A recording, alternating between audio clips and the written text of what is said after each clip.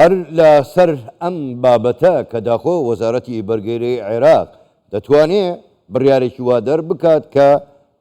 یەکەی نیشتەجێبوون بدرێت بە شەهیدانی پێشمەرگەش وەکو شەهیدانی حاشدی شعبی و سوپای عێراق. میوانەکەمان زۆر بەڕێز مەریوان قەرەنی ئەندامی پەرلەمانی عێراق کە ڕاستەخۆ لە بەغداوە لەگەڵماندایە. کاک مەریوان شەوتان باش، زۆر سپاس بۆ بەشداریکردنیشتان لەگەڵمان لەم گەشتەی ژووری هەواڵی کوردستان 24. با بەجددی بە پرسیارێکی گشتی دەست پێ بکەین. لە کاتێکدا عێراق بودجە و قوت و موچەی زیندوەکانی خەڵکی کوردستانی بڕیوە، ئایا وەزارەتی بەرگری و حکوومەتەکەی ڕازی دەبن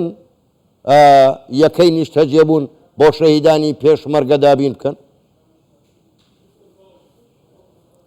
شەو باش، زۆر سپاس بۆ بەڕێستان.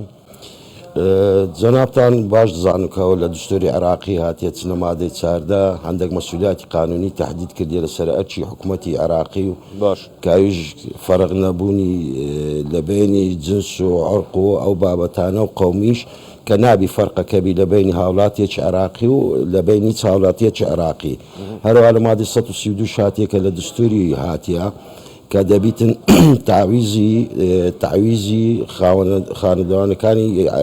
عەفوان ئەوایلی پێش ئەوە بکرێتن شەهیدەکانی ئەو شەڕانەی کە ئیرهاب دەستە شتێدایە. بەخۆت باش زانماوەکی لەمە پێش ئەرچی پێشمەرگەی ئەوە بووکە لە شاری کەرکووک و لە هەر ئەو شارانەی شارەکانی دیکە کەتونە ژێر دەسەڵاتی داعش و کە پێشمەرگەت بەرگری لێ کردیە لە شاری کەرکووک بەرگری لە ئەو شارانە کردیە وەرەواش بەشەکیش بۆ لە ڕزگارکردنی و سەتا قوربانیشماندایە. ئەو سەتا قوربانیانە هەبووە لە کەرکووک. ڕاکان جبووری مەحافزی کەرکووچێ نووسراوەکی ئاراستەی وەزارەی بەرگری عێراقی کردیە سەبارەت بە یەکەی نیشتەجێبوون تەرخام کرێ لە شەهیدەکانی جێشی عێراقی و ئیستیسنای پێشمەرگەی لێ کردی. ئیستیسنایەکەی پێشمەرگەی کو لێ کردیە ئیسکاری نەکردیە لە کتابەکەی. متابعەوە بابەتەما کرد نووسراوەکمان ئارستی وەزارەتی بەرگری عێراقی کردیە بابەتەکانمان لێ دەستنیشان کردێ بە پێی دستور بە پێی قانون و کە دەبیتن پێشمەرگەش شمولی ئەو بابەتەی بکە ئەو عەوایلی پێشمەرگەی ئەوانی شمولی ئەو تعویزەی بکەنەوە. زۆر باش کاک مەریوان، کەواتە تەنها ئەم یەکەی نیشتەجێبوونە یاخود ئەم قەرەبووکردنەوە تەنها شەهیدانی پێشمەرگەی شەڕی داعش دەگرێتەوە، دەنا شەهیدانی شۆڕشی کوردستان ناگرێتەوە کە ماوەی 100 ساڵە سوپای عێراقی بە بەردەوامی پێشمەرگە شەهید دەکات. ئەمە ئەو بابەتێک کە ئەوڕۆکەمە کە نووسرامان ئاراستە کردیە لەگەر بابەتەکانی ئەو بابەتێک کە جەنابەت باسی دەکەی فەرقی ئەوش لۆ جەنابش ڕۆنکردنەوەی ئاراستەی بەڕێستان دەکەم.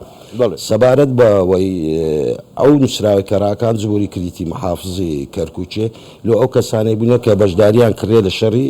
داعش. بەڵام ئەگەر بێەوە ئەو یاداشانەی کە لە پەرلەمانمان تەقدیممان کردێ لە پەرلەمانی پێشتر کە داوامان کردێت تعویز بکرێت. هەندێک قوانین هەیە دەرچووە لە عێراق قوانین هەیە یانە دستوری ئەو مافەی دایتە خەرچی کوردستان کە تعویز بکرێتەوە چ لە ڕووی مادی چ لە ڕووی معنەوی. واتە لێرانە ئەمە دەبی شتێکی تهدیدکەینەوە جەنابەت. هەر مەسئولیەتێکی قانونی حکوومەتەکانی پێشتر کردیتی لەسەر ئەو حکوومەتە ئێستاش مەسئولە لەسەری کە ئەو مەسئولیاتانە جێبەجێکە. ئەو مەسئولیاتانە لە چ حالەتێکی دروست دەبی؟ لە حالەتێکی بوونی زەرەرەکە بیتن، لە حالەتێکی خەتەئەکەبی، لە حالەتێکی عیلاقەکەبی بینی سەبەب عیلاقەی سەبەبی هەبیتنە سەرەوە بابەتانە. هەرێمی کوردستان زۆر متەزەرر بۆ لەوەی با ملیارات دۆلار و چەند جاریش حکوومەتی هەرێمی کوردستان بە فەرمی ئاگداری حکوومەتی عێراقی کردیتەوە کە ئەو تعویزانە بدرێتەوە. کول چ لە ڕووی مادی و لە ڕووی معنەویەوە کول ئەوە بکەم لە ڕووی مادی ئەتوو ئەو چ لە ژینگەی کوردستان بگرات چ لە تێکدانی گوندەکانی کوردستان بگرن ئێسکەی 2400 گوند لە کوردستان تێکدرا هێشتا ئەمە زەلەرەکانمان وەرنەگرتەوە یاسایەکی شەیە لەسەر ئەو بابەتەیە و یاساشێ لەسەر ئەو بابەتێ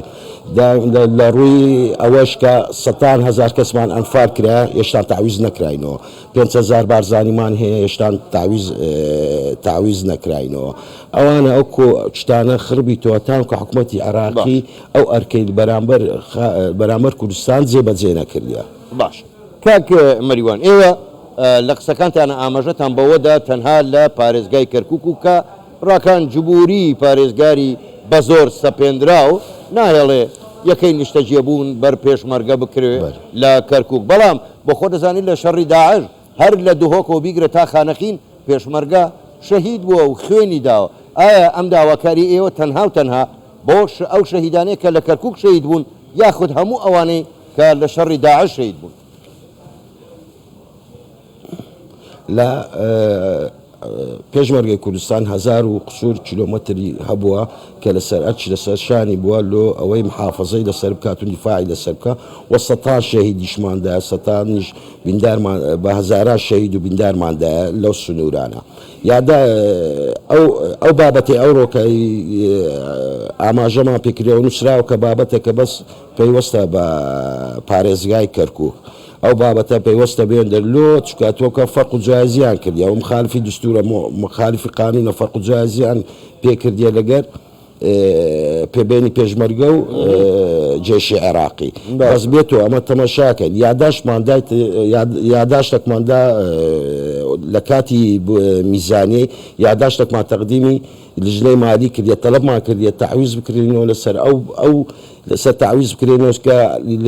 تعویزی ئەنفارەکان بکرێنەوە تعویزی ئەو پێشمەرگانە بکرێتەوە کە شەهید بینەوە تعویزیش بکرێنەوە لەو 2400 گوندەی کە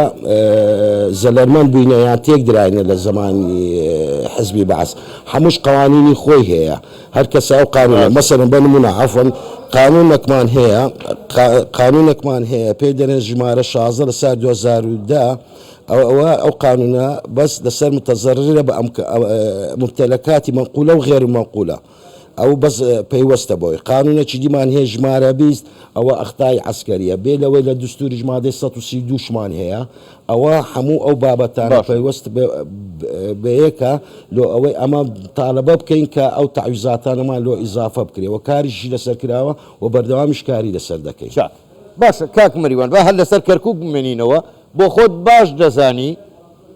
هەموو سوپای عێراق ئەوەی لە کەرکووک بوو بە هەلهەلەیەکی داعش کەس دەیزانی بە چوا هەڵات ئەوەی دیفاعی لە کەرکووک و خەڵکی کەرکووک بە عەرەب و بە تورکمان و کورد بوو پێشمەرگە بوو ئێستا لەو یەکەی نیشتەجێبوونانە خۆ ئەگەر حسابی بکەی ڕەنگە هەموو ئەوەی لە سوپای عێراقی شەهید بووبن یا کوژرابن ڕەنگە 10 کەس 15 کەس زیاتر نەبن ئەوەی تر هەمووی قوربانی پێشمەرگەیە کەواتە ئەم یەکەی نیشتەجێبوونانە پارێزگار بەتەمایە بیدا بە عەرەبی تەعریب ئەجا لێران ئەو بابەتە دەمێت زیاتر دەمێت قسەی لەسەر کەمەوە بابەتە ئێستا ئەگەرە تو بێ بە کەرکووک باسی کەرکووک بکەین ئەی بەرگری لە کەرکووچێکردە پێشمەرگە بووە وەک بەرگریش لە پێشمەرگەش بەرگری لە کەرکووچێکردە بەس 100 شەهیدماندایە بێت و ئەگە جێش عێراقی تەمەشا بکەین ئەو ڕێژەیە لە ناوجێش عێراقی نییە کە شەهید بووە بەرامبەر ئەو ڕێژەی کە بە کورد شەهید بووە ئێزان ئەتووەچی 500 یەکەی نیشتەجێبوون کرد ئەتوو خەرقی جارێ مۆزۆی ئەوەی دەکەی ئەتو هێشتا مادەی 140 کۆتایی پێ نەهاتیە ئەتوو بە بەردەوامی وای کار لەسەر مادەی 140 دەکەی کێشە تێ لەسەرەوەی نەبات لەسەر 140 ئەتوو نابی بچیەوە دیسانەکە کەسانی دیبینیوە لە ناو کەرکووچی نیشتەجێبوونی لە ناو کەرکووچێ بێنەوە ناو کەرکووچێ واتە ئەتوو دیسانەکە تەعریبی کەرکووچێ دەکەیەوە واتە ئەتو لێرانە تەوەقع دەکرێت نێسکێت 400 چتەك شوقا بدرێتە خارجی کەرکووچێ بێن لێندا نیشتەجێبوون هەروەهاش قەرارەکی شەیە قەرارەکی محافظەی کەرکوچەیە نابی بە هیچ شێوەچی لەبەر وەسعەکەی ناو کەرکوچەیەک لا نەکرایتەوە مادەی 131 لا نەکرایتەوە بە هیچ شێوەچی نابیتن دەستکاری بە سنووری برێنبەلەدەی کەرکوچێ بکرێتن بۆ کەسانەکە لە ناو کەرکوچێنینە خەرچی کەرکوچێنینە واتە لێرانە ڕاکان جبووری مخالفەی بێلەوەی مخالفەی دستوری کردیا مخالفەی قانونیشی کردیا واتە مخالفەی لێرانە ئەو قەراراتانشی کردیا کە پێشتر دەرچووە لە حکوومەتی اتحادیش دەرچووە یانە محافظەی کەرکوچێ دەرچووە. زۆر باشە زۆر بەڕێز مەریوان قەرەنی ئەندامی پەرلەمانی عێراق ڕاستەوخۆ لە شاری بەغداوە لەگەڵمان بووی گەلێک سوپاس بۆ بەشداریکردنتان لەگەڵمان شەوتان باش.